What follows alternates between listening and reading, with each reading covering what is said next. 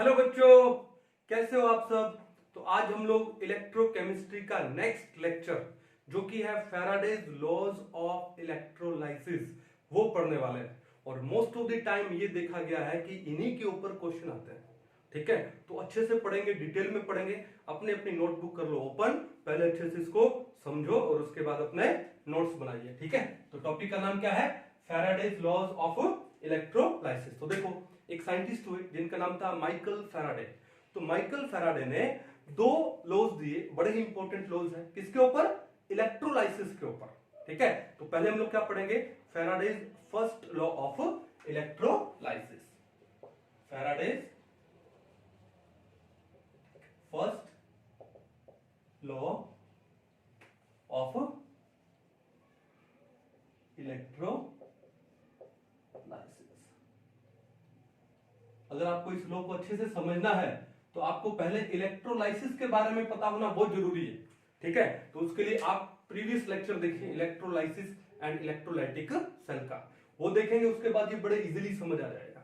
ठीक है, फिर भी मैं थोड़ा सा ब्रीफ में एक बार बता देता हूं कि इलेक्ट्रोलाइसिस होता क्या है। तो हमने क्या बोला कि इलेक्ट्रोलाइसिस का मतलब क्या होता है? लाइसिस ऑफ इलेक्ट्रोलाइट, यानी एक इलेक्ट्रोलाइट को हमको ब्रेक डाउन करना है, डिकम्पोज करना है by the passage of electricity, by the passage of electricity. तो होता क्या, देखो, एक हमारे पास सेल है, इस सेल को हम लोग क्या बोलेंगे? इलेक्ट्रोलाइटिक सेल बोलेंगे।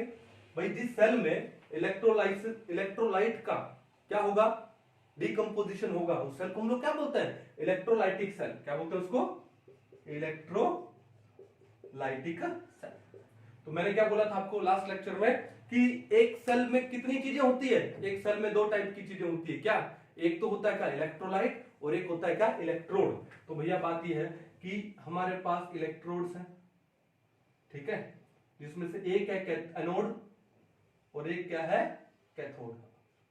क्या बोला था? एनोड को हमेशा लेफ्ट में लिखा जाता है, anode is always written in the left side, और कैथोड को कहां लिखा जाता है? राइट साइड में। ओके, और इलेक्ट्रोलाइसिस में ये जो एनोड है इसको बैटरी के पॉजिटिव टर्मिनल से कनेक्ट करते हैं। It is connected to the positive terminal of the battery, और कैथोड को बैटरी के नेगेटिव टर्मिनल से कनेक्ट करते हैं। सो एनोड हमारा कौन सा हो गया? एनोड हो गया पॉजिटिव टर्मिनल, तो फिर कैथोड कौन सा हो गया? Negative terminal. क्लियर है? तो एक बात तो ये कि एनोड को कोई भी सेल हो, एनोड को हमेशा लेफ्ट में लिखेंगे, कैथोड को राइट में लिखेंगे। दूसरा, इलेक्ट्रोलाइसिस में, इलेक्ट्रोलाइटिक सेल में एनोड को बैटरी के पॉजिटिव से कनेक्ट करेंगे और कैथोड को बैटरी के नेगेटिव से कनेक्ट करेंगे। तीसरी बात, सेल कोई भी हो, एनोड पे हमेशा क्या होता है? ऑक्सीडेशन होता है। एनोड पे हमेशा ऑक्सीडेशन होगा, कैथोड पे हमेशा क्या होगा? रिडक्शन होगा। कैथोड पे हमेशा क्या होगा? रिडक्शन। ठीक है, तो कैथोड नेगेटिव टर्मिनल है, नेगेटिव इलेक्ट्रोड है, तो उसके ऊपर कौन जाएगा? पॉजिटिव, यानी कैटायन जाएगा। और मेटल्स के ऊपर, मेटल जब आयनिक फॉर्म में है तो उनके ऊपर चार्ज कौन सा होता है? पॉजिटिव चार्ज होता है। इसका मतलब अगर आप किसी मेटल के सोल्ट का, तो वो आपका इलेक्ट्रोलाइट हो गया ना, उसका क्या कर रहे हो? डिकम्पोजिशन कर रहे हो, इलेक्ट्रोलाइसिस कर रहे हो, तो मेटल कहां पे डिपॉजिट होगी? कैथोड पे डिपॉजिट होगी। क्यों? क्योंकि उस सोल्ट में मेटल तो कैटायन है, और कैटायन कहां पे जाता है? कैथोड पे जाता है। ठीक है ना, तो मेटल हमेशा कहां पे डिपॉजिट होगी? कैथोड पे डिपॉजिट होगी। ये चीज ध्यान रखना आप लोग। ठीक है ना, चलो अब क्या लिया हम लोगों ने? इलेक्ट्रोलाइट। और ये जो इलेक्ट्रोड्स हैं वो हमेशा किसमें डिप होते हैं? इमर्ज होते हैं, इलेक्ट्रोलाइट में हमेशा इमर्ज होंगे। ठीक है, इसमें क्या ले लिया हम लोगों ने? इलेक्ट्रोलाइट। और इलेक्ट्रोलाइट हम लोग क्या लेते हैं? हम लोग एक्वस सॉल्यूशन ले लिया किसी मेटल सोल्ट का, जैसे मान लो कॉपर सल्फेट ले लिया आपने, सिल्वर नाइट्रेट ले लिया जैसे। ठीक है, सो ओके, तो ये कहानी समझ आ गई। ओके, अब बात ये है, मैंने क्या बोला? मेटल कहां पे जाएगी? कैथोड पे जाएगी। तो कैथोड पे रिएक्शन क्या होगी? At cathode, at cathode.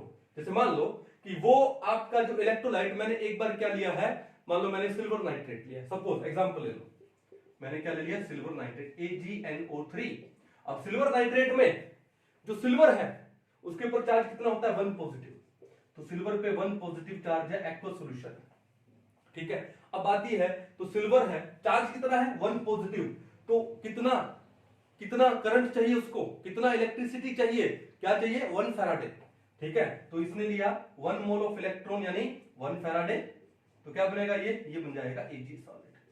क्या बन जाएगा, Ag सॉलिड। तो मेटल कहां पे डिपॉजिट हुई, मेटल डिपॉजिट हुई कहां पे, आपके कैथोड पे डिपॉजिट हुई, ठीक है ना। तो कहानी क्लियर है। तो ये बेसिक सा है किसके बारे में, इलेक्ट्रोलाइटिक सेल के बारे में। अब आते हैं हम लोग किसके ऊपर, Faraday's first law of electrolysis. तो ये लो क्या बोलता है, ये लो ये बोलता है दैट द वेट ऑफ, अगर मैं मेटल की बात करूं, अगर मैं सिर्फ मेटल की बात करूं, that the weight of metal deposited over cathode is directly proportional to the charge applied, is directly proportional to the amount of electricity passed through electrolyte, ठीक है, थ्रू इलेक्ट्रोलाइट। कहानी समझ आ गई, ठीक है। अगर मेटल के अलावा हमारे पास दूसरे भी हैं, जैसे मान लो मैंने डाइल्यूट H2SO4 ले लिया, तो वहां पर एनोड पे भी डिपॉजिट होगा, कौन डिपॉजिट होगा एनोड पे, ठीक है, एनोड पे कौन जाता है, नेगेटिव आयंस जाता है, और कैथोड पे कौन जाता है, पॉजिटिव आयंस जाता है। तो कैथोड पे जाएगा कौन, हाइड्रोजन गैस बनेगी, और एनोड पे कौन आएगा, ऑक्सीजन गैस। हमने लास्ट लेक्चर में पढ़ा था उसके अंदर अच्छे से। तो इसका मतलब दोनों ही इलेक्ट्रोड के ऊपर कोई ना कोई डिपॉजिट हो रहा है। तो अगर मैं इस लैंग्वेज में लिखूं तो क्या होगा, ये लोग क्या बोलता है, the weight of an element, the weight of an element deposited at an electrode. अब वो एलिमेंट चाहे एनोड पे डिपॉजिट हो चाहे वो कैथोड पे डिपॉजिट हो। मैंने स्पेसिफाई किसके लिए किया था, मेटल का जब कोई सोल्ट लेते हो तो मेटल डिपॉजिट होती है कैथोड पे। अगर मेटल का सोल्ट नहीं है, मान लो आपके पास डाइल्यूट H2SO4 है या कुछ और है, तो वहां पे एनोड पे कौन आएगा, ऑक्सीजन आएगी। डाइल्यूट लेते हैं तो एनोड पे ऑक्सीजन, और कैथोड पे क्या, हाइड्रोजन। तो एनोड और कैथोड दोनों पे ही डिपॉजिट होगा उस टाइम। तो कहने का मतलब क्या है, the weight of an element deposited at an electrode, ठीक है, it is directly proportional, it is directly proportional to the amount of electricity passed, to the amount of electricity, या मैं डायरेक्टली लिख सकता हूं, it is directly proportional to the charge passed, amount of electricity passed through electrolyte, कहानी समझ आ गई। इस electrolyte के थ्रू जितना आप अमाउंट ऑफ इलेक्ट्रिसिटी पास करोगे, ठीक है, उतना ही वेट डिपॉजिट हो जाएगा, यानी डायरेक्टली प्रोपोर्शनल में डिपॉजिट हो जाएगा। क्या, किसके ऊपर, इलेक्ट्रोड के ऊपर, वो चाहे कैथोड पे हो या फिर एनोड के ऊपर। ये कहानी समझ आ रही है। इसका मतलब that is W, let W is the weight of the substance deposited. It is directly proportional to the charge Q. तो फर्स्ट लॉ क्या है, W is directly proportional to Q. Q क्या है, it is the amount of electricity, ठीक है, इसको आप लोग चार्ज भी बोल सकते हो। कहानी क्लियर है। तो ये फर्स्ट लॉ है, इसको थोड़ा आगे और सोल्व करते हैं। तो W डायरेक्टली प्रोपोर्शनल को हटाएंगे, इक्वल लगाएंगे, तो एक प्रोपोर्शनलिटी कांस्टेंट लगाएंगे, और वो प्रोपोर्शनलिटी कांस्टेंट यहां पर क्या है, Z, क्या है, Z। अब ये Z क्या है डिस्कस करेंगे। अब देखो ये जो Q है, Q किसके इक्वल होता है, IT, पढ़ा होगा आप लोगों ने, फिजिक्स में भी पढ़ा होगा। Q is equal to IT, where I is the current in ampere and T is the time in second। याद रखना, टाइम को हमेशा सेकंड में ही लेना है। आपको चाहे डेज में दे, आपको चाहे आवर्स में दे, चाहे मिनट में दे, उसको किस में कन्वर्ट करोगे, सेकंड में कन्वर्ट कर दोगे। देखो वेयर जो I है, इट इज द करंट किसमें, इन ampere, I is the current in ampere, और ये जो T है, T is the time taken in seconds। ये चीज बहुत अच्छे से याद रखनी है भैया। कई बार क्या करते हैं बच्चे लोग, जल्दी के चक्कर में, मान लो आपको दिया है 110 मिनट्स, तो आपको टाइम मिनट में नहीं लेना है, उसको कन्वर्ट करना सेकंड में, 60 से मल्टीप्लाई कर दो। मान लो आपको बोल दिया 1 आवर, तो 1 आवर में सेकंड्स में कन्वर्ट करो, 3600 सेकंड्स। तो टाइम चाहे आपको ईयर में दे, चाहे डेज में दे, चाहे आवर्स में दे, चाहे मिनट्स में दे, उसको कन्वर्ट किस में करना है, पहले सेकंड्स में कन्वर्ट करना है। तो Q किसके इक्वल होता है, IT। I is the current in ampere, T is the time in second। तो ये क्या हो गया, एम्पियर सेकंड हो गया। तो Q किसके आ जाएगा, किसमें आ जाएगा, कूलम्स में आ जाएगा। किसमें आ जाएगा, कूलम्स। कहानी क्लियर है। तो W इज इक्वल टू क्या हो जाएगा, IT। W is directly proportional किसके इक्वल हो जाएगा, IT। अब डायरेक्टली प्रोपोर्शनल को हटाएंगे तो एक प्रोपोर्शनलिटी कांस्टेंट लगाएंगे और वो यहाँ पे क्या है z। तो w किसके इक्वल हो गया z इनटू में q, और q किसके इक्वल है it। तो w is equal to z into में i इनटू में t, zit, w equal to zit। ये कहानी क्लियर है, अच्छे से फिट कर लो माइंड में। अब देखो वेयर ये जो z है एक प्रोपोर्शनलिटी कांस्टेंट है और इसको हम लोग बोलते हैं electrochemical equivalent of that element of that substance. z क्या है, it is the electrochemical equivalent of a substance. ठीक है, इलेक्ट्रोकेमिकल इक्विवेलेंट है। ठीक है, अब आती है मान लो कि आपका ये जो Q है चार्ज है वो 1 कूलम लिया आप लोगों ने, कितना लिया है 1 कूलम, यानी IT कितना हो गया 1 कूलम हो गया। तो क्या लिखूं मैं, let Q is equal to 1 coulomb. ठीक है, अगर ये Q which is equal to IT ये 1 कूलम है तो Z किसके इक्वल हो गया, W के इक्वल हो गया। Then W is equal to Z, W is equal to Z। तो मैं क्या बोल सकता हूं, इलेक्ट्रोकेमिकल इक्विवेलेंट की अगर मैं डेफिनेशन दूं, क्या बोल दूं कि electrochemical equivalent of a substance is the weight deposited of that element at an electrode when कितना 1 coulomb of electricity is passed through the electrolyte. अगर इस इलेक्ट्रोलाइट में 1 कूलम ऑफ इलेक्ट्रिसिटी पास करोगे तो जो वेट डिपॉजिट होगा electrode पे उस एलिमेंट का, उस वेट को ही हम लोग क्या बोल देते हैं, electrochemical equivalent of that substance. कहानी क्लियर है, दोबारा से बोल देता हूं कि व्हेन 1 कूलम ऑफ चार्ज या 1 coulomb of electricity is pass through this electrolyte then W equal to Z या Z equal to W, then electrochemical equivalent of that substance of that element is equal to the weight deposited at electrode. कहानी clear है, चलो तो W इसके equal आ जाएगा Z के कब, जब आपका Q है वो 1 कूलम हो जाएगा। क्लियर है, ये बात समझ आ गई। अब देखो दूसरी बात, देखो दूसरी बात क्या है, वैसे ही जो Z है किसके इक्वल होता है, ये इक्वल होता है क्या E के, किसके इक्वल है E, equivalent weight of the substance. क्या है, equivalent weight of the substance. अगर मैं कूलम में ले रहा हूं, लेकिन अगर मेरे को फैराडे में लेना है, अगर मैं ये जो अमाउंट ऑफ इलेक्ट्रिसिटी है उसको फैराडे में लूं तो मैं इसको डिवाइड कर दूंगा किससे, 96,500। तो Z किसके इक्वल आ जाता है 96,500 E अपॉन में 96,500। अब बात ये आती है, यहां पर एक इंपॉर्टेंट चीज आती है कि सर ये जो 96,500 है ये क्या है सर। ठीक है, तो हम इसको समझते हैं, पहले इसको एक बार अच्छे से नोट डाउन करो, इसको पॉज कर लो और एक बार अच्छे से इसको नोट डाउन कर लो। ठीक है, चलो अब क्या मैं इसको मिटा सकता हूं, ठीक है, डेफिनेशन मिटा देते हैं। ओके, चलिए इसकी भी जरूरत नहीं, हो गया, थोड़ा सा हमको स्पेस चाहिए। तो देखो ध्यान से, यहां पर एक चीज और समझते हैं हम लोग कि 1 मोल ऑफ इलेक्ट्रॉन है हमारे पास, तो उसका चार्ज कितना होगा, ये भी इंपॉर्टेंट क्वेश्चन क्या, देखो ध्यान से, what is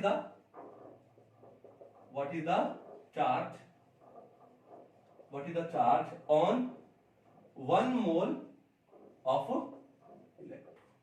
1 mole of electron पे कितना चार्ज होता है। ठीक है, ओके, तो इसको हम लोग सॉल्व करते हैं। तो कैसे सॉल्व करेंगे, देखो ध्यान से, पहले तो मेरे को एक बात बताओ कि एक इलेक्ट्रॉन पे चार्ज कितना होता है, ये होता है कितना 1.6 इंटू 10⁻⁻19 कूलम्स होता है। तो as we know that the charge on 1 electron कितना होगा 1.6 इंटू 10⁻⁻19 कूलम्स होता है, ये आप अच्छे से जानते हो। ठीक है, 8, 9 में आराम से अच्छे से पढ़ाया जाता है। ठीक है, हमको निकालना है चार्ज किसके ऊपर, 1 मोल ऑफ इलेक्ट्रॉन। तो भैया 1 मोल ऑफ इलेक्ट्रॉन, 1 मोल में कितने होते हैं, कितना एवोगैड्रो नंबर। तो क्या लिखेंगे, charge on 1 mole of electron. अब 1 मोल का मतलब क्या हुआ, 1 मोल का मतलब हुआ क्या 6.022 इंटू 10⁻23। ठीक है, तो एक इलेक्ट्रॉन पे इतना है, तो 1 मोल बोले तो एवोगैड्रो नंबर। ठीक है, तो एवोगैड्रो नंबर को कैसे लिखते हैं हम लोग, Na। तो Na इलेक्ट्रॉन पे चार्ज कितना होगा, ये हो जाएगा आपका 1.6 इंटू 10⁻⁻19 इंटू में Na, और ये किस में आएगा, कूलम्स में आएगा। किसमें आएगा? कूलम्स में। क्लियर है? बस इसको सोल्व करना है। 1.6 into 10 to raise minus 19 into Avogadro number क्या होता है? 6.022 इंटू 10 टू रेज 23, और ये किसमें आएगा? कूलम में। ठीक है, तो पहले काम करो, 10 की पावर को सोल्व कर लो। ये कितना है? 10 टू रेज 23 और ये है 10 टू रेज माइनस 19, तो कितना आ गया सोल्व करने के बाद? 10 टू रेज 4। ठीक है, आएगा किसमें? कूलम्स में। इंटू 1.6 को 6.022 से मल्टीप्लाई करो। ठीक है, तो वैल्यू आती है कुछ 96,487 कुछ ऐसे वैल्यू आती है। ठीक है, जिसको हम कैलकुलेशन में हमारे लिए सिंप्लिसिटी हो जाए तो हम लोग क्या, नियर अबाउट वैल्यू जो कि होल नंबर है। ठीक है, होल नंबर के कैलकुलेशन में इजी है, वो कितनी है? 96,500 ले लेते हैं। ठीक है, क्या लेंगे? 96। अरे 1.6 को 6 करेंगे तो 9.6 आएगा ना, तो ये कुछ आएगा कितना? 9.65। नियर अबाउट वैल्यू ले ली। 9.64 समथिंग था तो 9.65 ले लिया हम लोग। क्लियर? अब 9.65 को 4 से 10 टू रेज 4 यानी 10,000 से मल्टीप्लाई करोगे तो 96,500 क्या आ जाएगा? कूलम्स आ जाएगा। तो what is the charge on 1 mole of electron? What is the charge on 1 mole of electron? 96,500 Coulomb's. ठीक है, अब एक बात बताओ यार कि हम लोग एवोगैड्रो नंबर बोलते हैं। एवोगैड्रो नंबर कितना होता है? 6.022 इंटू 10 टू रेज 23। इतना बड़ा नंबर है, उसको हमने क्या नाम बोल दिया? क्या? 1 मोल। वैसे ही तो 96,500 कूलम्स है, फैराडे ने इसको क्या बोल दिया? It is equal to 1 Faraday. अपना नाम दे दिया फैराडे ने, जैसे एवोगैड्रो ने भाई साहब ने अपना नाम दिया था, है ना? तो वैसे ही फैराडे ने भी अपना नाम दे दिया। तो फैराडे ने क्या बोला कि जो 1 मोल इलेक्ट्रॉन है उसका चार्ज कितना होगा? 96,500 कूलम्स होगा, और उस 96,500 कूलम्स को हम लोग क्या बोल देंगे? 1 फैराडे। इसका मतलब 1 Faraday is equal to 96,500 coulombs. Fit कर लो माइंड में। ठीक है, what is the charge on 1 mole of electron? 1 Faraday. कभी भी हम कोई रिएक्शन लेते हैं, जैसे हमने ये रिएक्शन लिया यहां पे Ag++ में मैंने क्या लिखा था? 1 फैराडे। एक्चुअल क्या था कि इसका ऑक्सीडेशन स्टेट कितना है? +1 है।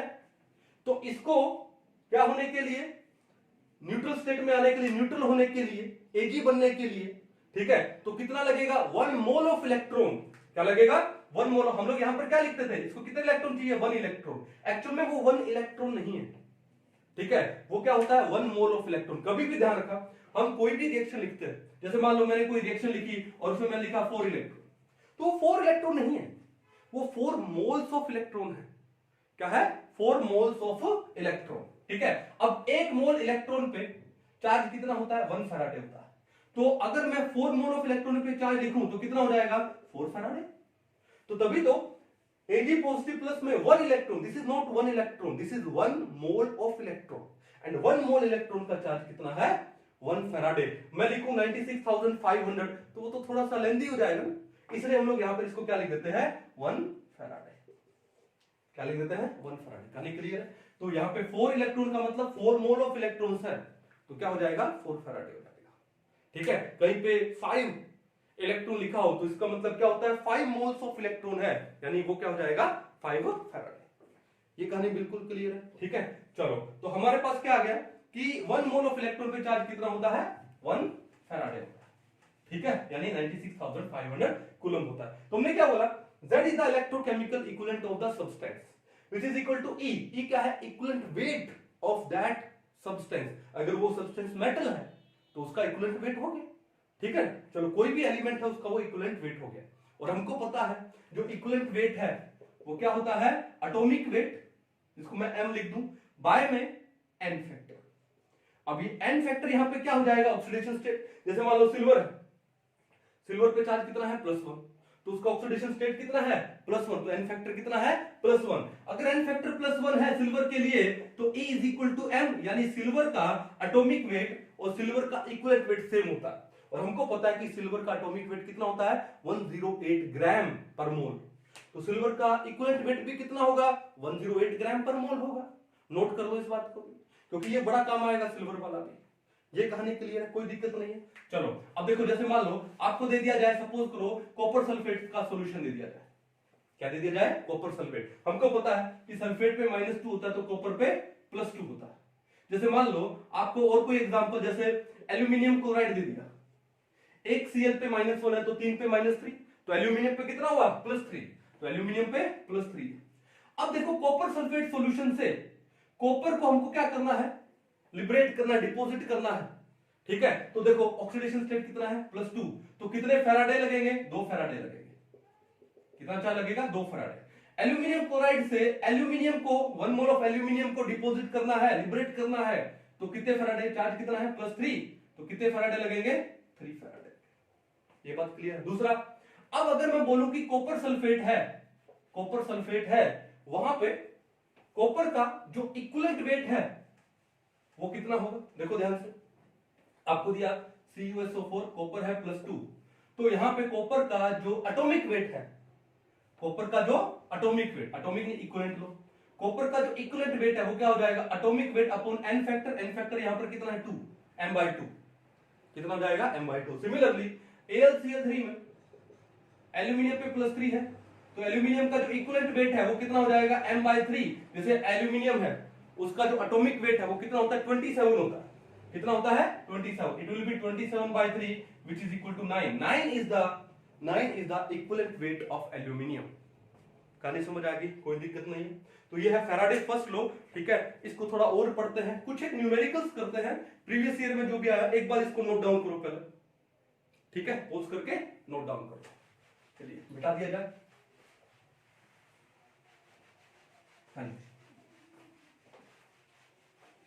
कुछ एक प्रीवियस ईयर के इसके न्यूमेरिकल करेंगे, ठीक है, कॉन्सेप्ट अच्छे से क्लियर हो जाएगा हमारा।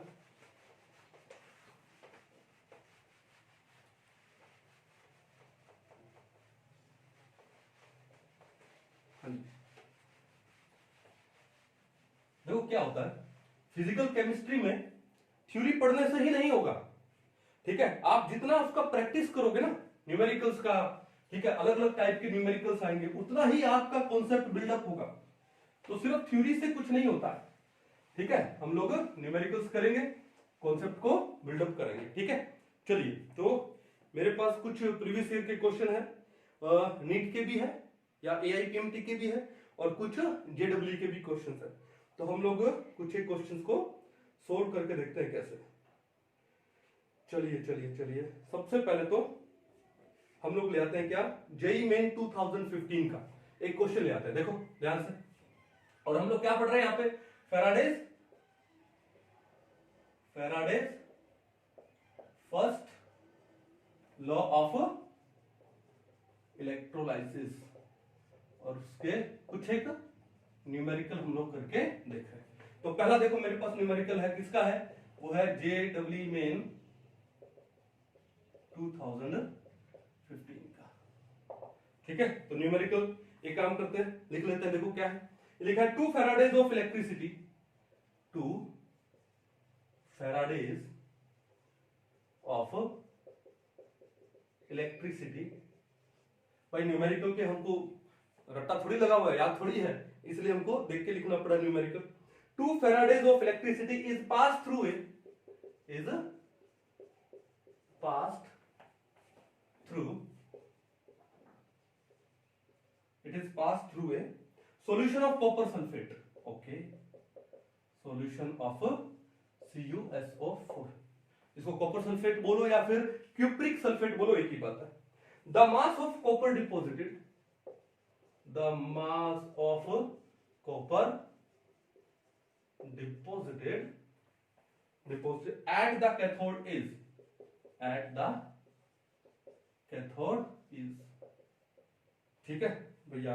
एटॉमिक मास कॉपर का कितना दिया है, एटॉमिक मास ऑफ कॉपर कितना है 63.5 AMU, ठीक है। अब आपको ऑप्शन दिया है कौन कौन सा, देखो पहला ऑप्शन दिया है 0 ग्राम, दूसरा ऑप्शन इन्होंने क्या दे दिया 63.5, ठीक है, ओके। उसके बाद तीसरा ऑप्शन इन्होंने क्या दिया है 2 ग्राम, और जो चौथा ऑप्शन है वो कितना है 127 ग्राम, ठीक है। अगर आपको ये समझ आ गया तो इस न्यूमेरिकल को सोल्व करने की जरूरत ही नहीं है भाई, ठीक है। इतना बकवास, इतना झंडू क्वेश्चन दिया इन लोगों ने, ठीक है। कैसे, अभी थोड़ी देर पहले आपको क्या बताया, अभी थोड़ी देर पहले ये बताया कि यहां पर आपको क्या दिया है, कॉपर सल्फेट दिया है CuSO4, जिसमें कॉपर का ऑक्सीडेशन स्टेट कितना है, +2, यही तो है ना। और कितने फैराडे दिए इसको, 2 फैराडे। अरे कॉपर को ऑक्सीडेशन स्टेट 2 है, तो कितने फैराडे लगेंगे, 2 फैराडे लगेंगे, तो ये क्या बन जाएगा, कॉपर सॉलिड में बन जाएगा, सिंपल बात है। और इन्होंने यही तो बोला है कि 2 फैराडे आपको दे दिए गए और इलेक्ट्रिसिटी पास कर देगी through a solution of copper sulphate, तो कॉपर कितना डिपॉजिट होगा, अरे कॉपर कितना डिपॉजिट हुआ, 1 मोल। और 1 मोल कॉपर का जो मास है वो कितना, उसका एटॉमिक मास, और वो कितना दिया आपको, 63.5। तो भी आपका आंसर क्या आ गया, 63.5 आ गया। आंसर क्या आ गया, ऑप्शन नंबर 2। ठीक है, यानी देखते ही हो गया क्वेश्चन, ये इतना लिखने की जरूरत ही नहीं है। जब आप एग्जाम में करोगे आप क्या देखोगे, CuSO4 है, +2 है चार्ज, ठीक है, 2 फैराडे दे दिए, यानी 2 मोल ऑफ इलेक्ट्रॉन, तो क्या हो गया, 1 मोल ऑफ कॉपर बन गया, डिपॉजिट हो जाएगा। और 1 मोल ऑफ कॉपर, कॉपर का एटॉमिक मास कितना है, 63.5। Option number 2 is the correct one. Hardly 3 या 4 सेकंड का क्वेश्चन, सही है, कोई दिक्कत नहीं है। चलो और क्वेश्चन करें, क्वेश्चन नंबर 2 पे आ जाता है। ठीक है, चलिए क्वेश्चन नंबर 2 क्या दिया है, ये आपका है AIPMT 2014 का। चलो करते हैं क्वेश्चन क्या, the weight of silver, the weight of silver यानी Ag, सिल्वर का एटॉमिक वेट इन्होंने दे दिया, हालांकि जरूरत नहीं है, आपको पता होना चाहिए कितना होता है, 108 होता है। The weight of silver displaced by a क्या, क्वांटिटी ऑफ इलेक्ट्रिसिटी,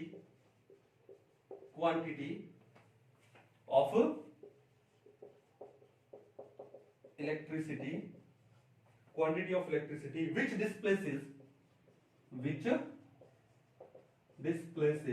कितना, ये दे रखा है इन्होंने 5600 ml of O2, 5600 milliliter of O2 at किस पे, STP will be, ठीक है। और आपको यहां पर ऑप्शन में क्या क्या दिया, देखो ऑप्शन नंबर 1 इन्होंने दे दिया कितना, 5.4 ग्राम, ऑप्शन नंबर 2 दिया है 10.8 ग्राम, ऑप्शन नंबर 3 कितना दिया, 54 ग्राम, और ऑप्शन नंबर 4 इन्होंने कितना दे दिया, 108 ग्राम। तो ये क्वेश्चन आपके सामने है, समझ आ गया। पॉज कर लो एक बार, इसको सॉल्व करने की कोशिश करो। चलिए हम सॉल्व करते हैं अभी, आप चेक कीजिए सही है गलत है, और बड़ा ही इंटरेस्टिंग क्वेश्चन है ये भी, सिंपल सा। इन्होंने बोला कि the weight of silver displaced by A quantity of electricity, कितना इलेक्ट्रिसिटी है, which displaces 5600 ml of O2। अब ये बात ये देखो, सिंपल कैसे सॉल्व करते हैं इसको। इसने बोला O2, मैं ले जाता हूं आपको शॉर्टकट में, ठीक है भैया, O2 डिस्प्लेस हो रहा है ना। पहले ये बताओ कि एक ऑक्सीजन पे कितना चार्ज होता है, -2, ऑक्सीजन पे कितना चार्ज होता है, -2। तो O2 का मतलब कितने ऑक्सीजन है, 2, कितने ऑक्सीजन है, 2, तो टोटल कितना चार्ज हो गया, -4 हो गया, कितना चार्ज हो गया, -4, क्लियर है।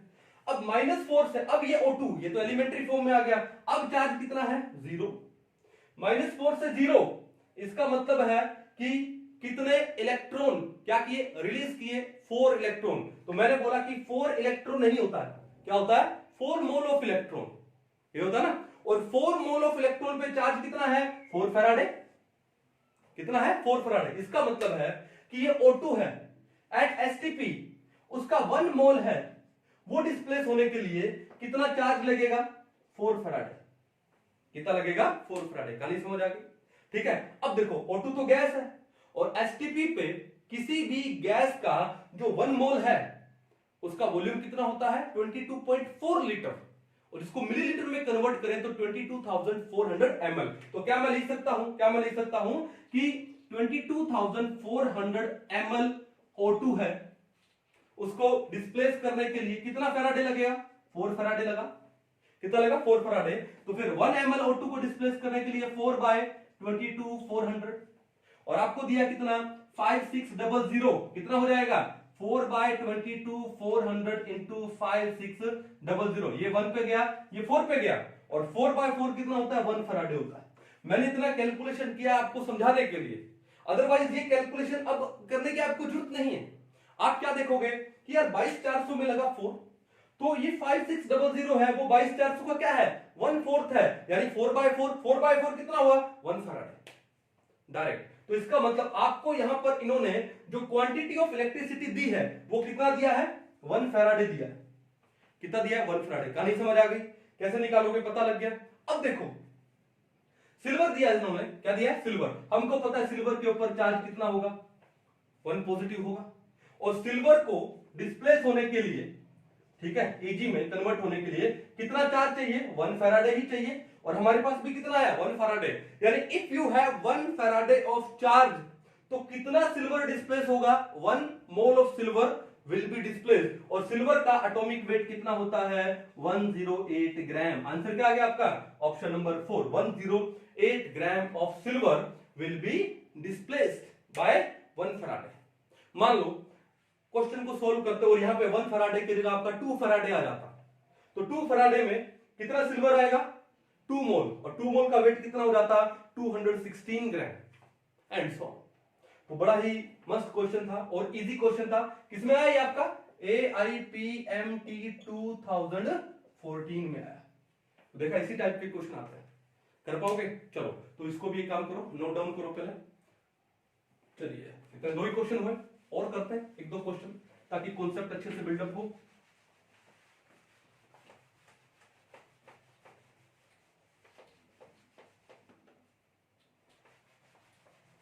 हाँ जी,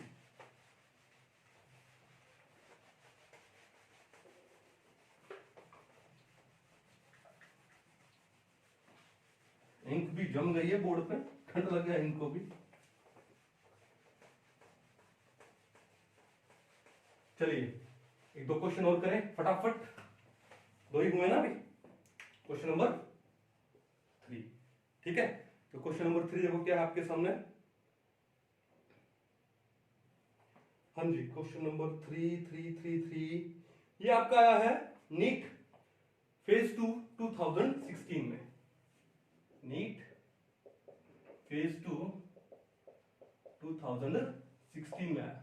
क्या बोलते हैं, the number of electrons delivered, the number of electrons delivered, okay, at the cathode, at the cathode during electrolysis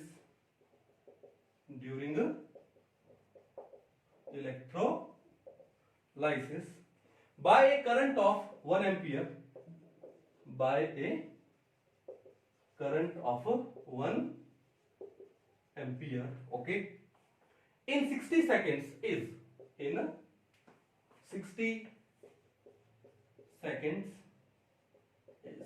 okay. और कुछ दिया क्या इन्होंने, दिया है चार्ज ऑन इलेक्ट्रॉन, अरे ना देता तो भी चलता, चार्ज ऑन इलेक्ट्रॉन कितना है 1.60 इंटू 10⁻⁻19 कूलम। ये क्वेश्चन है और इसके 4 ऑप्शन भी लिख देता हूं। पहला ऑप्शन देखो क्या है 6 इंटू 10⁻23, दूसरा ऑप्शन आपके सामने क्या है 6 इंटू 10⁻20, थर्ड ऑप्शन आपके सामने क्या है, यह है 3.75 इंटू 10⁻, कितना है 20, और फोर्थ ऑप्शन है आपके पास 7.48 इंटू 10⁻23। तो ये 4 ऑप्शन है। तो एक काम करो, पॉज करो इसको पहले, और पॉज करने के बाद इसको सोल्व करो। चलिए अभी हम लोग सोल्व करें,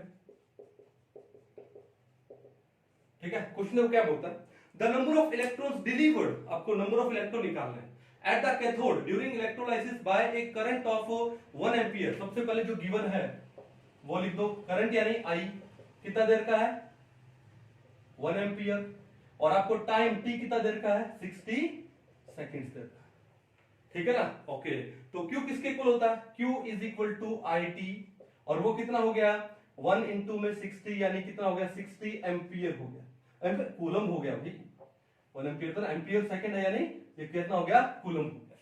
तो आपके पास 60 कूलम है, वो इन्होंने क्या दे दिया Q दे दिया, ठीक है। अब इस 60 कूलम में जो 60 कूलम चार्ज है वो कितने इलेक्ट्रॉन्स पे है, अपने को ये निकालना है। क्लियर कहानी है। तो देखो अभी हमने थोड़ी देर पहले क्या पढ़ा था कि 1 मोल ऑफ इलेक्ट्रॉन पे चार्ज कितना होता है, 96,500 होता है।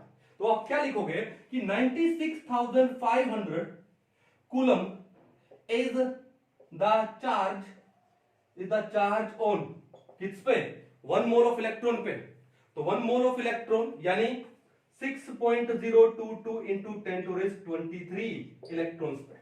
बिल्कुल सही है, 96,500 कूलम, क्योंकि कूलम में पूछा गया तो कूलम मिलेंगे। फैराडे में पूछता तो लिख देता मैं 1 Faraday is the charge on 1 mole of electron, बोले तो 6.022 इंटू 10⁻23 कूलम। तो फिर 1 कूलम चार्ज किस पे हो जाएगा, 6.022 इंटू 10⁻23 अपॉन 96,500, और 60 कूलम है चार्ज, वो किस पे हो जाएगा, सोल्व करना है भाई, 6.022 इंटू 10⁻23 अपॉन 96,500 इंटू में 60। ये बात क्लियर समझ आ गई। अब देखो ध्यान से क्या है, एक जीरो से एक जीरो कैंसिल आउट कर दूं, चलो। अब ये है 9650, एक काम करो, एक जीरो से ये 23 को मैं क्या बना दूं, 22 बना दूं, कैंसिल आउट हो गया। अब ये रह गया आपका कितना, 965, ये 0.022 है, इसको एक बार मैं हटा देता हूं, ठीक है। तो ये हो जाएगा 6 इंटू 6 कितना हो जाएगा, ये हो जाएगा 36 अपॉन में 965 इंटू 10⁻, कितना है 22। जब भी 10 की पावर वाले कोई न्यूमेरिकल आए तो सबसे पहले 10 की पावर को सोल्व कर लो, क्या पता वहीं से आपका आंसर हो जाए, आपको कैलकुलेशन की जरूरत ही ना पड़े। कहानी समझ आ गई। चलो अब देखो ध्यान से, न्यूमरेटर कम है, डिनोमिनेटर ज्यादा, ठीक है। तो मेरे को क्या करना पड़ेगा, न्यूमरेटर को थोड़ा ज्यादा करना पड़ेगा। कैसे ज्यादा करेंगे, अगर मैं एक जीरो यहां लगा देता हूं तो यहां से एक जीरो कम करो, तो अभी भी न्यूमरेटर कम है, ठीक है। फिर एक जीरो और लगा देता हूं तो एक जीरो यहां से कम कर देता हूं, अब न्यूमरेटर डिनोमिनेटर से ज्यादा हो गया, ठीक है ना। चलो इसका मतलब आपका आंसर आएगा 10 की पावर 20 में। अब 10 की पावर 20 के आपके पास है दो ऑप्शन, बाकी जो दो ऑप्शन है 1 और 4 वो हो गए रिजेक्ट। केबीसी में हम लोग आ गए किसके ऊपर, 50-50 पे आ गए, ठीक है। एक लाइफ लाइन यूज हो गई हमारी। चलो अब इसको सोल्व कैसे करें, तो देखो ध्यान से, इसका एक डिजिट ले लो, ऊपर वाले के दो डिजिट ले लो।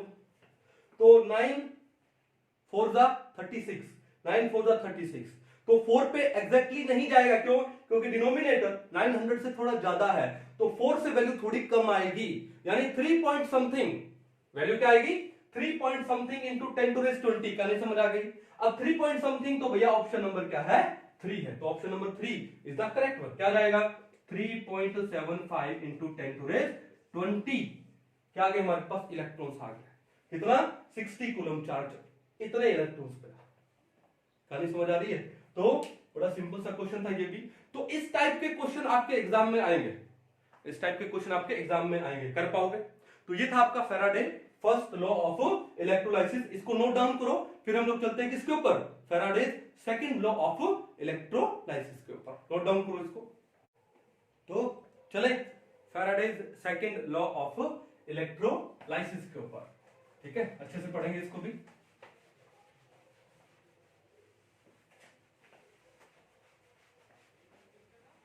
और हम ये भी पढ़ेंगे कि हम लोग डिफरेंशिएट कैसे करें कि फैराडे फर्स्ट लॉ का क्वेश्चन दिया गया है या सेकंड लॉ का दिया गया है, ठीक है।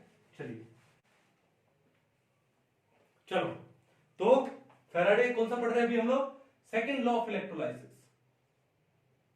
Second law of electrolysis. इस सेकंड लॉ कब एप्लीकेबल होता है, कि जब एक से ज्यादा सेल कनेक्टेड हो तो कौन सा लॉ एप्लीकेबल होता है, सेकंड लॉ। सिंपल सी बात, देखो पहला क्या है, अगर आपको सिर्फ एक ही सेल दिया जाए, अगर आपको सिर्फ एक ही सेल दिया जाए तो फर्स्ट लॉ है, एक से ज्यादा सेल दिया जाए तो सेकंड लॉ है, नोट कर लो इस पॉइंट को। दूसरी बात, अगर आपको टाइम दिया जाए तो फर्स्ट लॉ है, और सेकंड लॉ में टाइम नहीं आता, सेकंड लॉ में टाइम नहीं आता, क्यों नहीं आता सेकंड लॉ, पढ़ते हैं हम लोग। देखो तो अब ये जो फैराडे सेकंड लॉ है वो किसके ऊपर बेस्ड है, वो फर्स्ट लॉ से ही डिराइव किया गया है।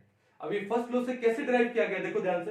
ये सेकंड लॉ बोलता क्या है, व्हेन 2 और more than 2 cells are connected in a series, दो या दो से ज्यादा सेल को कनेक्ट कर देते हैं। देखो ध्यान से, हमने एक सेल लिया, ठीक है, दूसरा सेल लिया, तीसरा सेल लिया, हमने 3 सेल को कनेक्ट कर दिया, ठीक है। इस सेल का एनोड ए, कैथोड सी, देन एनोड ए,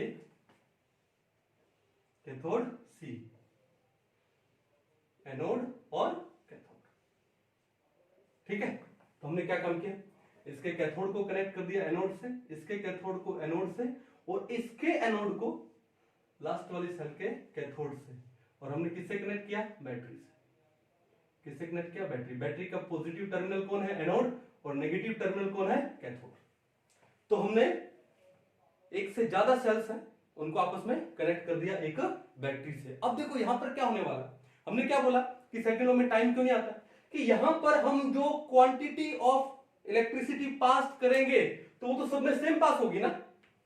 ठीक है, mean when same amount of current is pass through more than one cells for same time. अब टाइम तो सेम हो गया तो फिर उसको तो लेना ही नहीं, फिर हमको क्या बोला कि when same amount of electricity is passed through more than one cells for same time, same time के लिए पास करेंगे। ठीक है, तो टाइम सब में सेम है, तो ओके। तो क्या होगा कि जो जो हम लोग इलेक्ट्रोलाइट लेंगे, यहां पे मैं कुछ एक एग्जांपल लेके आपको समझाता हूं यहां पे। ठीक है, हमने इन तीनों सेल में डिफरेंट क्या ले लिए, इलेक्ट्रोलाइटिक सॉल्यूशंस ले लिए। जैसे मान लो मैंने इस पहली सेल में क्या ले लिया, AlCl3 सॉल्यूशन ले लिया, दूसरे में हम लोगों ने क्या ले लिया, CuSO4 ले लिया, और तीसरी में हमने क्या ले लिया, AgNO3 का सॉल्यूशन। इन सब के हमने एक्वस सॉल्यूशन लिया। ठीक है, चलो अब क्या बोला कि when same charge is passed for same time through more than one cells which are connected in series. तो क्या होगा कि जो कैथोड है, कैथोड पे क्या ये मेटल डिपॉजिट होगी, then the weight of metal deposited at cathode, मैं इलेक्ट्रोड बोल देता हूं, होगा क्या नहीं होगा, वो किसके डायरेक्टली प्रोपोर्शनल होगा, इक्विवेलेंट वेट के, उस मेटल के, उस एलिमेंट के इक्विवेलेंट वेट के डायरेक्टली प्रोपोर्शनल होता है। यानी सेकंड लॉ बोलता है W is directly proportional to E, ये सेकंड लॉ है। अब सर ये कैसे आया, देखो ध्यान से, हमने फर्स्ट लॉ में क्या पढ़ा था, W is equal to Z into में Q, और Q क्या था, IT था, तो Z इनटू में I इनटू में T पढ़ा था ना। ये कौन सा लॉ है, ये फर्स्ट लॉ ऑफ इलेक्ट्रोलाइसिस है ना। ओके, अब Z हमने क्या पढ़ा था यहाँ पे, E बाय में 96,500, डिवाइड में क्यों किया 96,500, उसको फैराडे में कन्वर्ट करने के लिए। अगर डिवाइड नहीं करते तो किस में आता, कूलम्ब में होता। ठीक है, इनटू में क्या लगाया हम लोगों ने, IT, यही तो लगाया हम लोगों ने। अब देखो ध्यान से, हमने क्या बोला कि व्हेन सेम करंट यानी I is passed for same time, यानी इन तीनों सेल में सेम करंट पास किया जा रहा है, तो I क्या हो गया, सेम हो गया, और सेम टाइम के लिए पास किया गया तो TB क्या हो गया, सेम हो गया, तो IB कांस्टेंट, TB कांस्टेंट। अब ये 96,500 ये वैल्यू भी क्या है, कांस्टेंट है, तो भैया ये सब कांस्टेंट है, तो W किसके आ जाएगा, W इज इक्वल टू, और कांस्टेंट हटा के क्या लगाएंगे, डायरेक्टली प्रोपोर्शनल क्या आ जाएगा, E, तो W is directly proportional to E। बताओ ये हुआ कि नहीं हुआ। तो Faraday second law of electrolysis कहां से आया है, फैराडे फर्स्ट लॉ से आया है। कब आता है कि जब हमारे पास एक से ज्यादा सेल्स हो और उनमें same amount of current pass करना है फॉर द सेम टाइम। ठीक है, तो W किसके डायरेक्टली प्रोपोर्शनल था, E, यानी the weight of the metal deposited at cathode is directly proportional to their equivalent weight. कब, when same current is passed for same time through these cells. कहानी समझ आ गई। तो सेकंड लॉ क्या है, W is directly proportional to E। कहानी clear है, इसको नोट डाउन करो एक बार। तो W is directly proportional to क्या हुआ, E हुआ। अब देखो ध्यान से, अब इसको आगे सोल्व करते हैं। ठीक है, तो W इज इक्वल टू कोई एक कांस्टेंट मान लो K लिख दिया हमने, वो क्या हो गया, E हो गया। अब इस फर्स्ट सेल के लिए, ये वाली सेल के लिए, एल्यूमिनियम क्लोराइड वाले के लिए, तो W1 क्या हो जाएगा, K इंटू में E1। सेकंड के लिए क्या हो जाएगा, W2 is equal to K into में E2, और थर्ड के लिए क्या हो जाएगा, W3 is equal to K into में E3। ठीक है, ये बात क्लियर है। अब देखो ये हो गया नंबर 1, ये नंबर 2 और ये नंबर 3। 1 को डिवाइड कर दो 2 से, ठीक है, डिवाइड 1 बाय 2, तो क्या मिलेगा आपको बताओ, ये मिलेगा W1 upon W2 is equal to ke1 upon ke2। तो k से k क्या हो गया, कैंसिल आउट हो गया। तो आपके पास क्या आ गया, W1 by W2 equal to E1 by E2। W1 by में W2 is equal to E1 bye में E2 मिल गया। सिमिलरली सेकंड को जब थर्ड से डिवाइड करोगे, 2 को डिवाइड कर दो 3 से, तो क्या मिलेगा बताओ, डायरेक्ट कर दूं, W2 बाय में W3 is equal to E2 by E3, E2 by में E3। और सिमिलरली अगर मैं 1 को डिवाइड कर दूं 3 से, अगर मैं 1 को डिवाइड कर दूं 3 से, तो क्या आ जाएगा, W1 बाय W3 बाय में W3 is equal to E1 bye में। कहानी क्लियर है। यानी सपोज करो कि किन्हीं दो सेल्स में जो मेटल डिपॉजिट हो रही है कैथोड पे, उनमें से किसी एक डिपॉजिटेड मेटल का वेट दे दे और उसका ऑक्सीडेशन स्टेट दे दे, यानी एन फैक्टर दे, तो इक्विवेलेंट वेट निकालोगे, और दूसरे का भी इक्विवेलेंट वेट दे दे, तो आप जो वेट डिपॉजिट हुआ है दूसरी मेटल का वो कैलकुलेट कर सकते हो। तो हमने एक लाइन पढ़ते हैं हम लोग क्या, कि जो इलेक्ट्रोलाइसिस है इससे हम लोग क्या निकाल सकते हैं, एटॉमिक वेट भी निकाल सकते हैं। भाई अगर ऐसा हो जाए कि जो वेट डिपॉजिट हुआ है वो आपको दे दिया जाए, वो तो एक्सपेरिमेंटल है, और किसी एक मेटल का इक्विवेलेंट वेट दे दे, तो दूसरी का भी इक्विवेलेंट वेट निकाला जा सकता है। ठीक है, अब इक्विवेलेंट वेट निकाला जा सकता है तो फिर हम लोग एटॉमिक वेट भी निकाल सकते हैं, सिंपल। तो इलेक्ट्रोलाइसिस से atomic weight of an element वो भी कैलकुलेट किया जा सकता है। क्लियर है, कहानी समझ आ गई। तो ये आपका कौन सा, Faraday's second law of electrolysis. Clear है। चलो अब एक काम करते हैं, कुछ एक न्यूमेरिकल्स करते हैं, और इस पे किस टाइप के न्यूमेरिकल आते हैं और इसको कैसे फास्ट में करना है वो हम लोग सोल्व करते हैं। ठीक है, यानी ज्यादा जिसके अंदर कोई कैलकुलेशन ना करना पड़े, छोटा सा मैं आपको सिंपल सा मेथड बताऊंगा, उससे आप जितने भी इस टाइप के क्वेश्चन आएंगे बहुत इजीली, बहुत फास्ट, यानी with in A span of 5 to 6 second आप सोल्व कर लोगे। क्लियर। तो पहले काम करो, इसको नोट डाउन कर लो। ठीक है, तो ये नोट डाउन हो गया। अब देखो ध्यान से,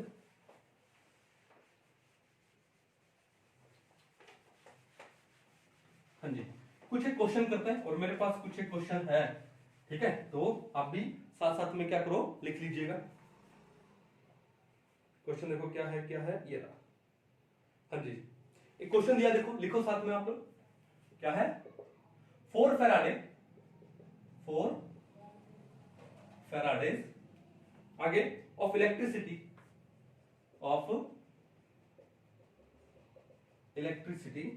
वर पास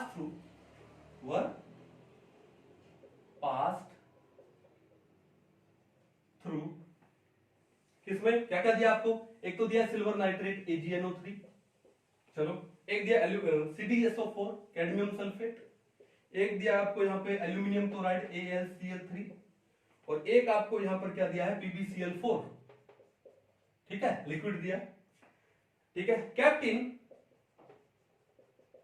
इन 4 वेसल्स। ठीक है, using inert electrodes,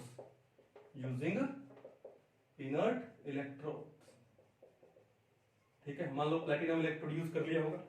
the ratio of moles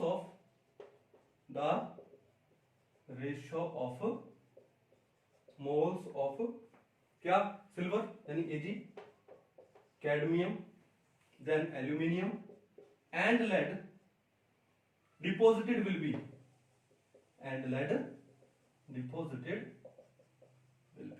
एक ये क्वेश्चन दिया है, और मैं आपको फटाफट इसके ऑप्शन भी दे देता हूं। ठीक है, पहला ऑप्शन क्या है यहाँ पर, ये है 12:4:6:3। दूसरा ऑप्शन क्या है, ये है 1 2 3 4, 1:2:3:4। थर्ड ऑप्शन आपको क्या दिया इन लोगों ने, ये 12:6:4:3, 12:6:4:3, एंड जो फोर्थ ऑप्शन है वो क्या दिया है, 4:3:2:1, 4:3:2:1, ये ऑप्शन दिया है। ठीक है, अब देखो ध्यान से, ऐसे क्वेश्चन को किया कैसे जाए। ठीक है, तो देखो क्या दिया इन लोगों ने, इन्होंने दिया आपको क्या, सबसे पहले सिल्वर नाइट्रेट, तो सिल्वर नाइट्रेट में सिल्वर के ऊपर कितना है, 1+ चार्ज है। फिर कैडमियम सल्फेट, सल्फेट पे -2 होता है, तो कैडमियम कितना है, +2 है। एल्यूमिनियम क्लोराइड पे एल्यूमिनियम है +3, और लेड क्लोराइड पे Pb कितना है, +4, इट इज प्लम्बिक क्लोराइड +4। और आपको टोटल कितना चार्ज दे दिया उसने, 4 फैराडे। तो भैया एक बात बताओ कि अगर आपको AgNO3 दिया है, अगर आपको क्या दिया है AgNO3, तो उसमें सिल्वर कितना है प्लस है, ठीक है, तो उसको कितना लगेगा 1 फैराडे, 1 मोल सिल्वर डिपॉजिट होने के लिए। बिल्कुल सही है भाई, चार्ज कितना है 1 प्लस, तो 1 फैराडे यानी 1 मोल ऑफ इलेक्ट्रॉन लगेगा ताकि वो 1 मोल डिपॉजिट हो जाए। लेकिन आपको कितना दिया है, आपको दिया है 4 फैराडे, कितना दिया है 4। अरे भैया 4 फैराडे में तो जो 4 मोल ऑफ सिल्वर डिपॉजिट हो जाएगा ना। चलो उसके बाद देखो यहां पे आपको दिया कैडमियम सल्फेट यानी Cd+2 है। अब Cd+2 को कितने फैराडे लगते हैं 2 फैराडे, ताकि वो 1 मोल बन जाए Cd। लेकिन आपको कितना दिया है 4 फैराडे यानी इसका डबल, तो डबल है तो ये डबल कर दो यानी 2 मोल ऑफ Cd डिपॉजिट हो जाएगा। सिमिलरली देखो आपको दिया एल्यूमिनियम क्लोराइड Al+3, एल्यूमिनियम को Al+3 को 1 मोल एल्यूमिनियम बनने के लिए कितने फैराडे लगेंगे 3 फैराडे लगेंगे। कितने लगेंगे 3, लेकिन आपको कितना दिया है 4 फैराडे दिया है, ठीक है, तो 3 फैराडे से कितना है, कितना 4 एल्यूमिनियम, तो 4 फैराडे, अगर आपको 4 फैराडे दे दे, यहां पे ये लोग 4 फैराडे दे दें तो ये कितना बन जाएगा भैया, ये आपका हो जाएगा कितना 4/3Al हो जाएगा। कितना हो जाएगा 4/3Al, ये बात समझ आ गई। सिमिलरली PbCl4, ये तो डायरेक्ट है, Pb+4 है, इसको 1 मोल डिपॉजिट होने के लिए +4 है तो कितने फैराडे लगेंगे 4 फैराडे, तो ये 1 मोल आएगा। ये इसका कॉन्सेप्ट है, ठीक है। अब शॉर्ट में कैसे करें, देखो शॉर्ट में आप कैसे ध्यान रखोगे, शॉर्ट में बता रहा हूं आपको कैसे ध्यान रखोगे।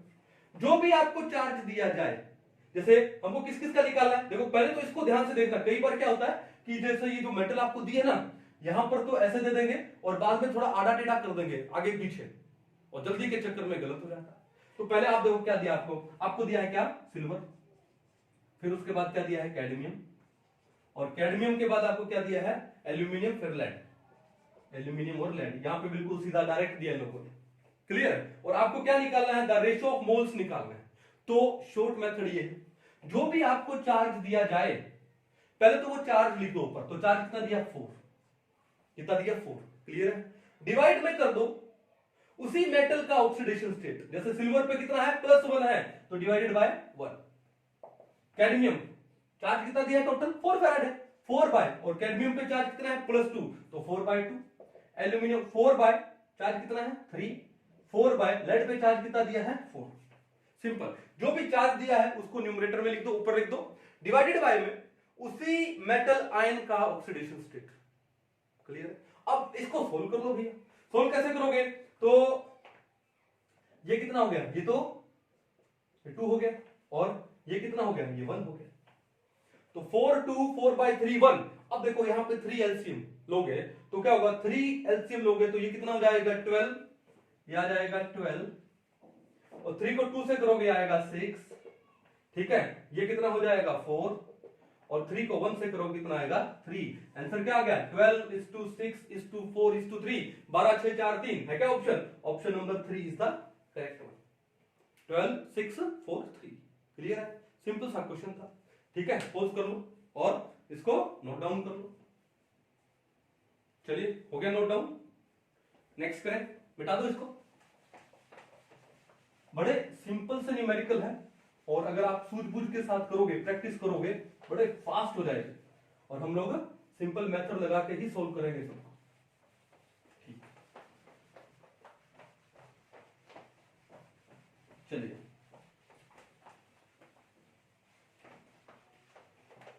हाँ जी, तो एक न्यूमेरिकल और करते हैं इसी टाइप का, ठीक है, मैं लिख देता हूं, पोज करेंगे, फिर पहले आप लिखोगे। तो देखो यहां पे क्वेश्चन नंबर 2 क्या बोलता है, यहां पे ये बोलता है 3 Faraday of electricity, 3 Faraday of electricity, उसके बाद is pass through, is passed through 3 electrolytic cells, 3 electrolytic cells connected in series,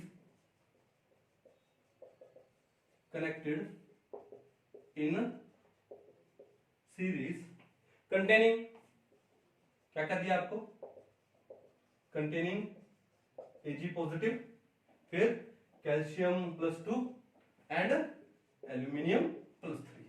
clear? Ions respectively, the molar ratio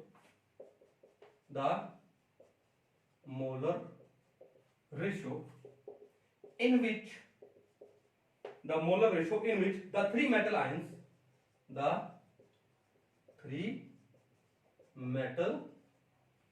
are liberated. कहां पे लिबरेट होंगे बताओ? मेटल आयंस कहां पे लिबरेट होंगे? Cathode पे. एट कैथोड इज, ये एट इलेक्ट्रोड्स दिख दिया इन्होंने, क्योंकि तीनों के अलग अलग है ना, इसलिए इन्होंने क्या लिख दिया? इलेक्ट्रोड्स. At electrodes is. ठीक है. अब यहां पे आपको चार ऑप्शन दिए गए हैं. ठीक है, तो मैं एक बार ऑप्शन लिख देता हूं, फिर आप इसको सोल्व कीजिएगा. पहला है 1 2 3, 1 2 3. दूसरा कौन सा है? ये है 3 2 1. थर्ड कौन सा है? थर्ड आपको दिया यहाँ पे 6 3 2, 6 3 2. और फोर्थ आपको यहाँ पे क्या दे दिया इन्होंने? 3 4 2, 3 4 2. तो ये क्वेश्चन आपके सामने है. वीडियो को पॉज कर लो और उसके बाद एक बार इसको जैसे हमने शॉर्ट मेथड पढ़ा था उसे सोल्व करके देखो. ठीक है, चलो अब हम सोल्व करते हैं इसे. क्या तरीका बताया था आपको मैंने? पहले तो ये देखो क्या क्या लिखा है इन्होंने. रिस्पेक्टिवली क्या बोला है? सिल्वर, कैल्शियम और एल्यूमिनियम. सिल्वर, कैल्शियम, सिल्वर पे +1, कैल्शियम पे +2 और एल्यूमिनियम पे +3. ठीक है, इनके क्या निकालने हैं? मोलर रेशो निकालना है, नंबर ऑफ मोल्स का रेशो निकालना है. तो करना कुछ नहीं है. अब पहले देखो कितना इलेक्ट्रिसिटी दिया, 3 फैराडे, उसको लिख दो ऊपर, अपॉन इसका चार्ज कितना है? 1. ठीक है, 3 बाय कितना चार्ज है? 2. 3 बाय कितना चार्ज है? 3. बस इसको सोल्व करना है. 3 बाय 3 कितना हो गया? 1 हो गया. अब यहाँ पे ये क्या है? 2 एलसीएम आ गया, तो 2 इंटू 3 6. ये कितना बचा? 3. 2 इंटू 1 2. आंसर क्या आ गया? 632. 632. Option number 3 is the correct one. Direct short method और 100% करेक्ट होगा. ये क्या होगा? 100% करेक्ट होगा. कहानी समझ आई? तो ये आपका कौन सा? Faraday second law of electrolysis. ठीक है, अब देखो इसको शॉर्ट में कैसे याद करते हैं सेकंड लॉ को. तो सेकंड लॉ क्या है? W is directly proportional to E. V क्या है? V यानी हम. जैसे हर एक कंट्री का एक स्लोगन होता है, वैसे यूएस का, अमेरिका का एक स्लोगन है क्या? V. वैसे हैंड को ऐसे अपनी चेस्ट पे रखते हैं ऐसे. V द नेशन, यानी हम सब मिलकर एक नेशन बनाते हैं. जैसे इसका नाम क्या है? United States of America. यानी अमेरिका है वो 50 स्टेट्स को यूनाइट करके बना है, 50 राज्यों को मिला के बना है. तब इसका नाम क्या है? United States of America. तभी वो बोलते हैं क्या? वी. यानी we together make the nation. We the nation. तो आप सेकंड लॉ ऑफ इलेक्ट्रोलाइसिस कैसे याद कर सकते हो? We. W is directly proportional to E. हम. ठीक है ना? कर लोगे, कोई दिक्कत नहीं है. और ये मैंने आपको कब बताया था? जब हम लोग इक्विवेलेंट वेट पढ़ रहे थे. ठीक है, पहला chapter basic concept of chemistry class 11, उसमें जब हम लोग इक्विवेलेंट वेट का कांसेप्ट पढ़ रहे थे तब मैंने आपको ये अच्छे से समझाया था. तो वी कर लोगे तो बहुत इजी है भाई. तो ये थे आपके Faraday first law and Faraday second law. ठीक है, क्वेश्चंस को ढूंढिए और ढूंढ ढूंढ के सोल्व कीजिए. जितने क्वेश्चंस आप ज्यादा सोल्व करोगे उतना ही कॉन्सेप्ट आपका शानदार बिल्ड होगा, आपका कॉन्फिडेंस इंक्रीज होगा और आप एग्जाम में क्या लेके आओगे? शानदार मार्क्स लेके आओगे. ठीक है, तो मिलते हैं नेक्स्ट लेक्चर में. तब तक के लिए थैंक यू.